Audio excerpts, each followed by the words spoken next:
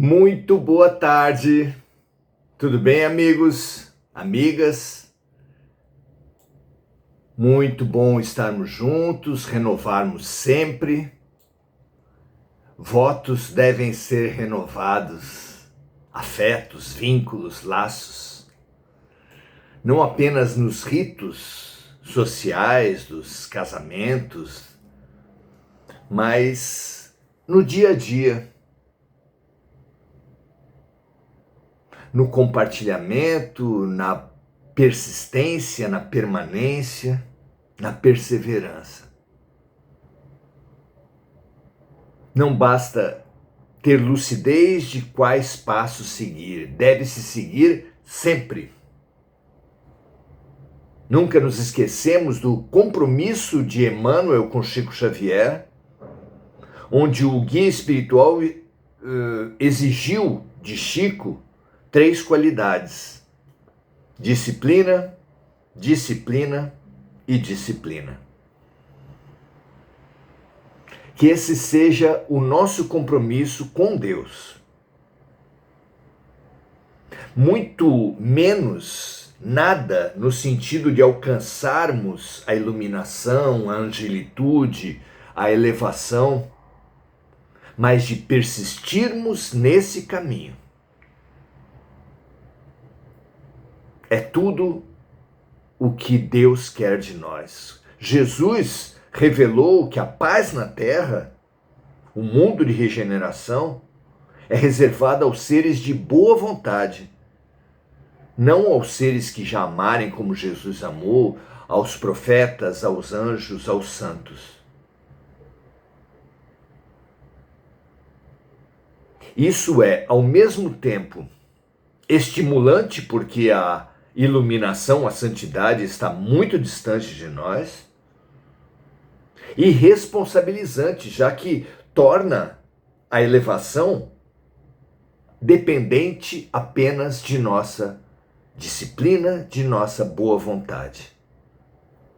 Que assim seja para todos nós. É claro que a disciplina e a boa vontade precisam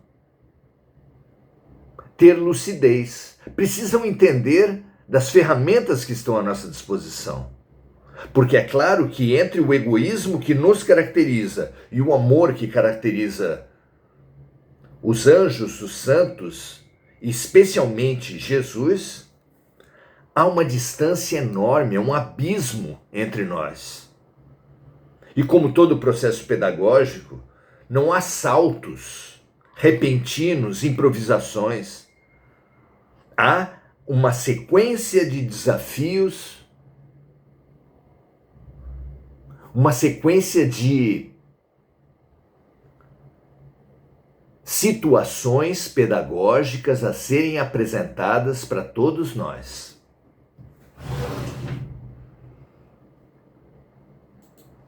É para isso que nós viemos aqui. É uma escola. E assim como numa escola não há saltos, não há improvisações, aprendizados repentinos, milagrosos, também aqui entre nós não há. No projeto pedagógico de Deus, tem que haver, como em qualquer projeto pedagógico, um processo gradativo de conquistas gradativas, simultâneas, possíveis ao nosso alcance. É exatamente isso que nós precisamos perceber. Quais são esses desafios pedagógicos propostos por Deus, praticados e executados por Jesus, que nos são disponibilizados, que estão ao nosso alcance, dependendo apenas da nossa boa vontade.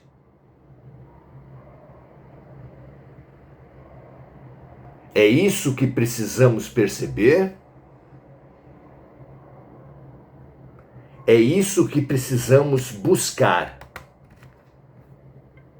todos os dias, a todos os momentos, em todas as situações. O que Deus está querendo nos ensinar?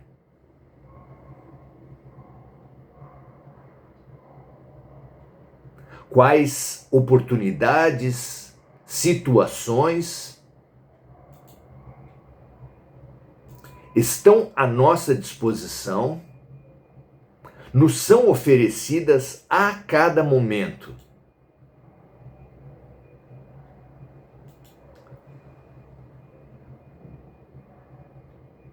Para que nós compreendamos, nos capacitemos, nos habilitemos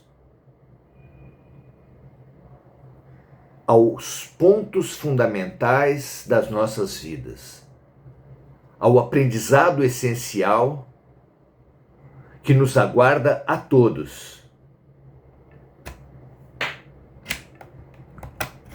que é, não tenhamos dúvida, centrado no amor.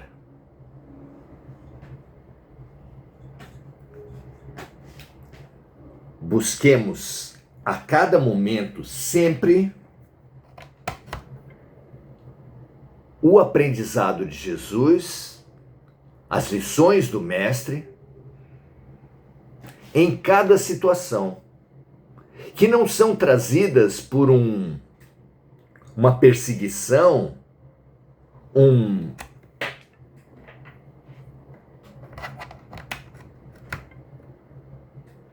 Deus punidor e premiador, como a teologia tradicional nos tenta empurrar,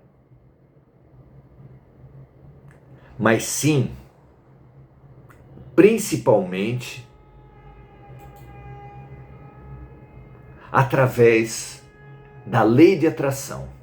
Existe uma lei que rege o universo, uma lei que rege a atuação de Deus. E essa lei precisa ser percebida por todos nós como através do nosso campo magnético, nosso campo energético, que nos é base, serve de base para atrair exatamente as situações que nós precisamos viver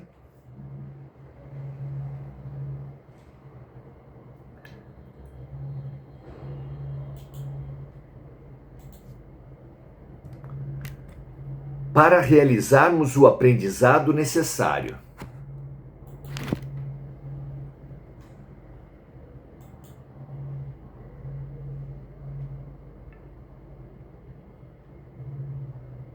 Que nós tenhamos essa certeza e essa noção, esse entendimento de que assim como uma massa de ar quente atrai uma massa de ar frio na meteorologia, assim como a energia positiva, negativa atrai a positiva na eletricidade, nós também precisamos entender a lei de atração em nossas vidas. É esse o convite de hoje. Entender como a vida nos propõe, nos apresenta as situações a cada momento.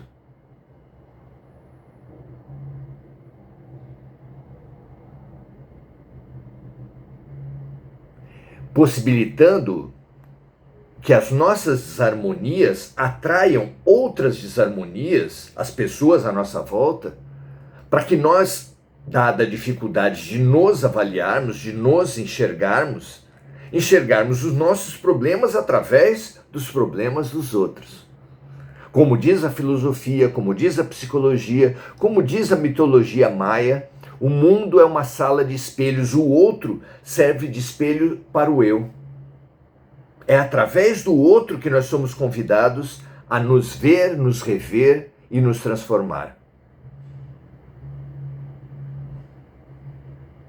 Que essa maravilha da pedagogia de Deus seja compreendida por nós, quebrando na matriz a revolta e a autocompaixão que nos impossibilitam de aprender.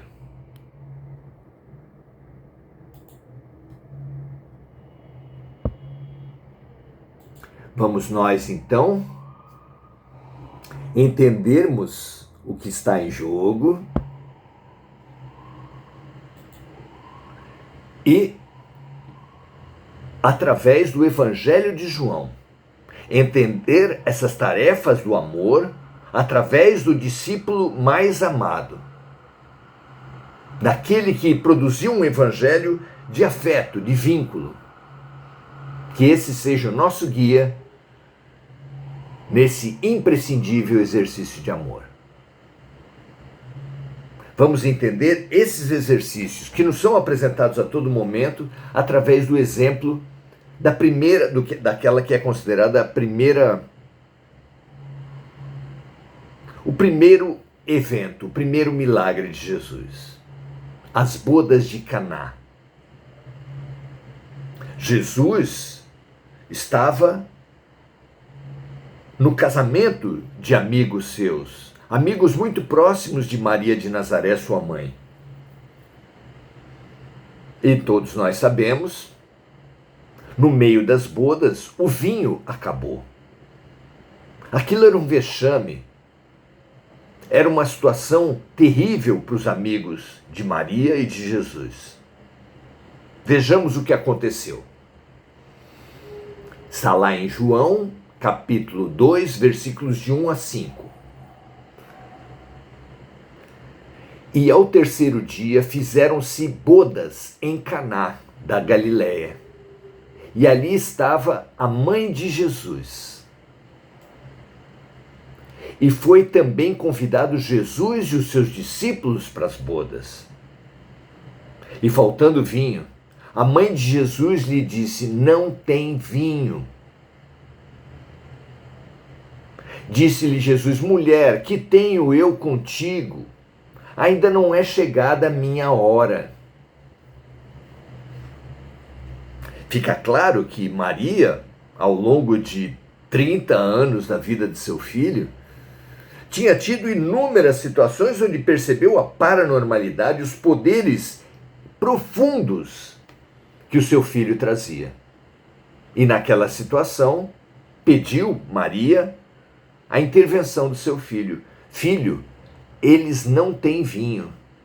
E ele respondeu: mulher, que tenho eu contigo? Ainda não é chegada a minha hora.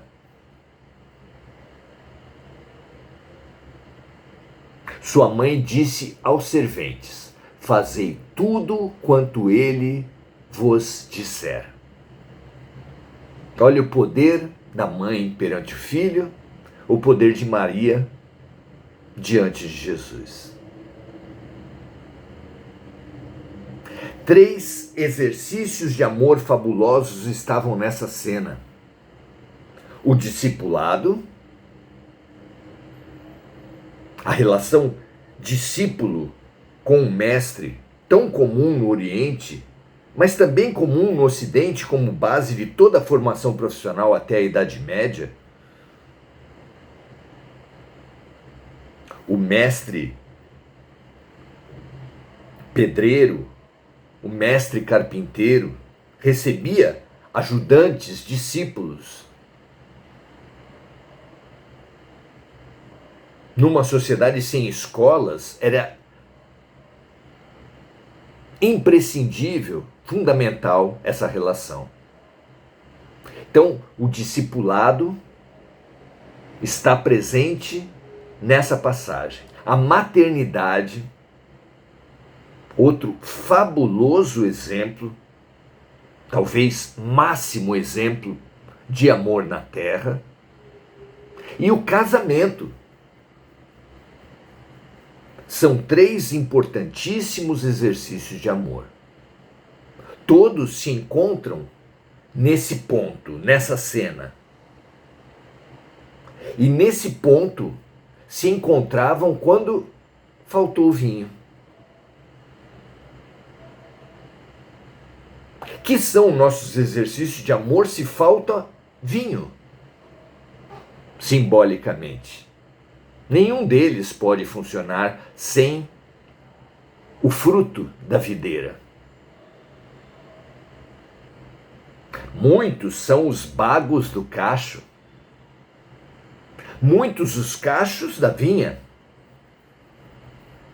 Muitos os seres na escola de amor de Deus.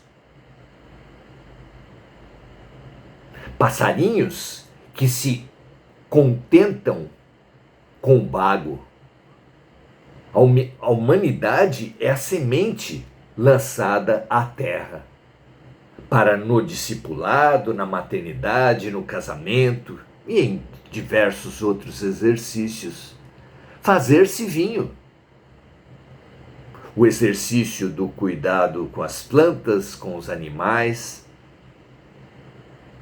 os exercícios de tudo que um ser vive, porque tudo que um ser vive é exercício proposto por Deus na sua perfeita escola de amor.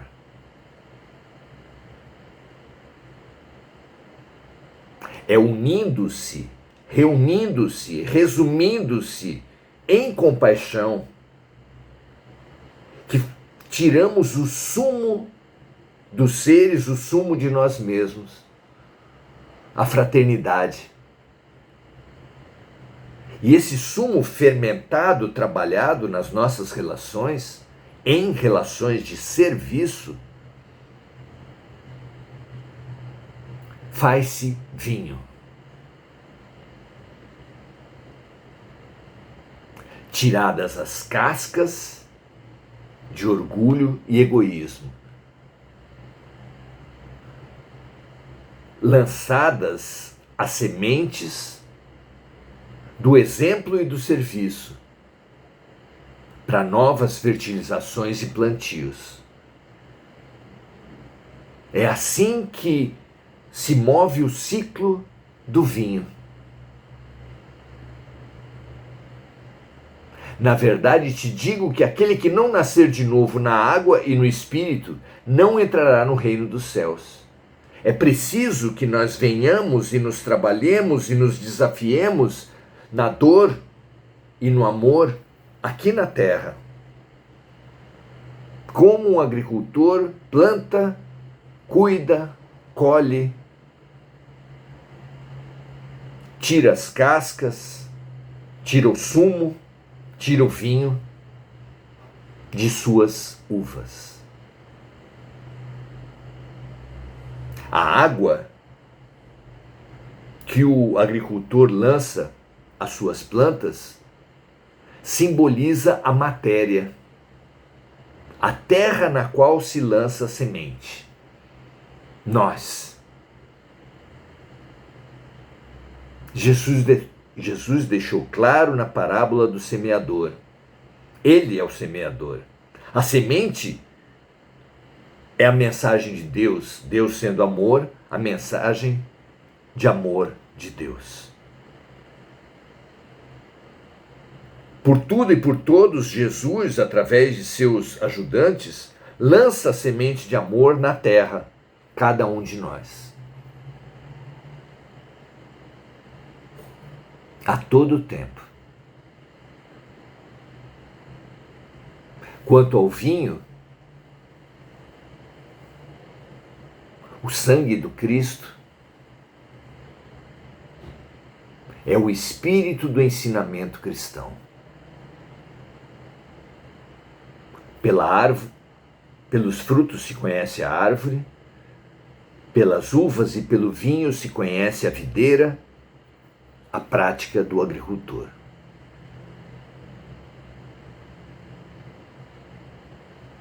Quanto à mudança, a transformação, o milagre da transformação da água em vinho, do átomo ao arcanjo, é a nossa trajetória de amor, nossa trajetória de evolução.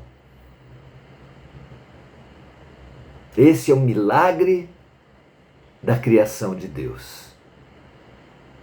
Ele cria átomos com princípio espiritual embutido, o qual depois se desenvolve até chegar no reino vegetal, que depois se desenvolve até chegar no reino animal, que depois se desenvolve até chegar no reino humano, hominal, que ainda se desenvolve chegando no reino angélico,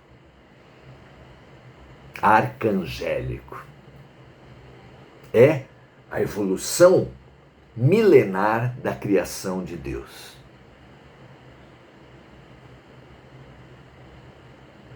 O milagre da criação.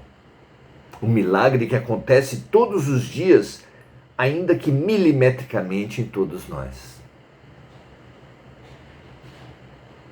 Mais ainda, se nos colocarmos na posição dos serventes, dos trabalhadores, que trabalham o amor servindo fora, mas transformando dentro, gerando humildade, amizade, compaixão, fraternidade.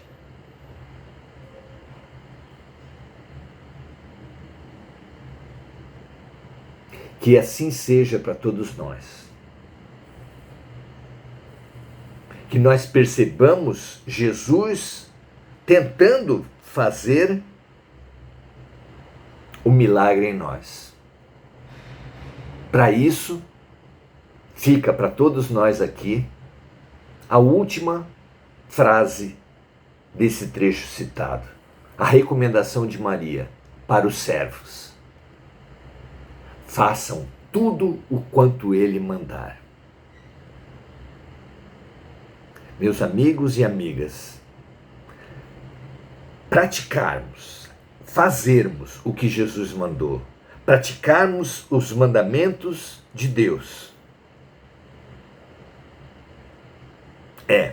Não haja dúvidas, a única exigência para o nosso avanço espiritual, para realizarmos o milagre da transmutação em nós mesmos.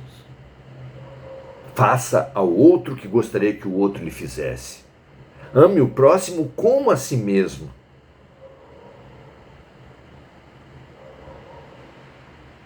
Sirvamos, desenterrando e multiplicando os nossos talentos. Desenterre-se. Você não está morto. Pratique a compaixão, a caridade e o amor. É apenas isso que Deus espera de nós. Paz e bem, um grande abraço a todos e até a próxima.